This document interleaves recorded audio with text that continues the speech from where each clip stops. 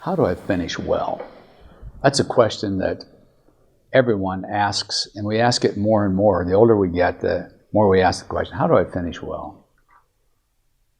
In the last 2 weeks, I'm 75, and in the last 2 weeks I've been asking myself that question again. And wondering, how do I make the most significant difference I can possibly make between now and age 100 if I live that long? And whatever time God gives me to live, how can I make the most significant difference with my life?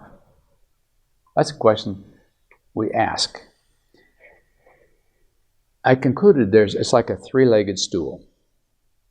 Number one is of the mission God's given us. With me, it's consulting.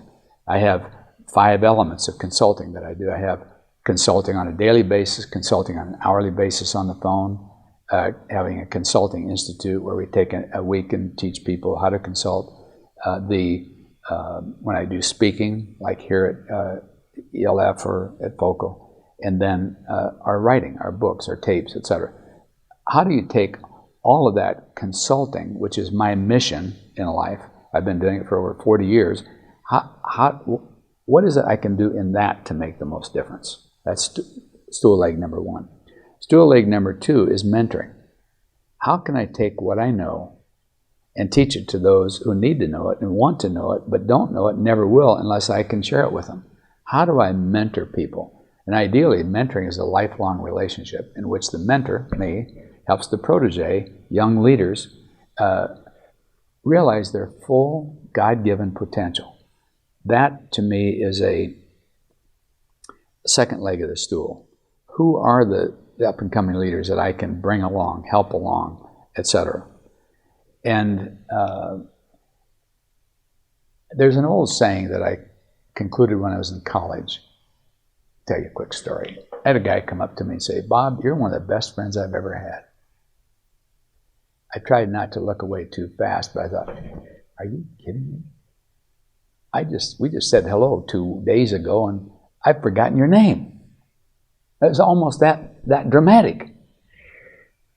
But then I reflected on it, I came to this conclusion.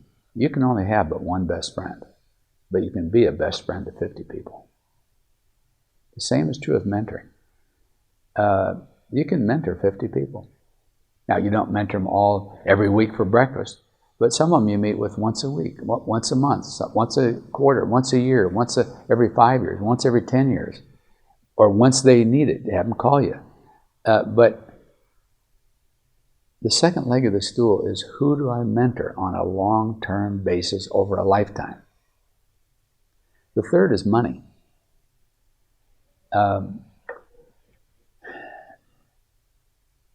There are a lot of things I don't do. There are a lot of just things I don't do well. I wouldn't do well. I don't know how to do. But a lot of ministries are doing them, and a lot of my clients do them exceptionally well. So I ask myself, how can I give money to support, accelerate, and maximize that ministry where the person is doing what I couldn't do or won't have time to do or just never will do? And so to finish well, I've concluded that if I can carry out my mission to the best extent possible, if I can mentor young leaders coming along, and I can give money strategically to the missions who need time, energy, and money, they need money to do what they're doing, that'll be the best way I can finish well.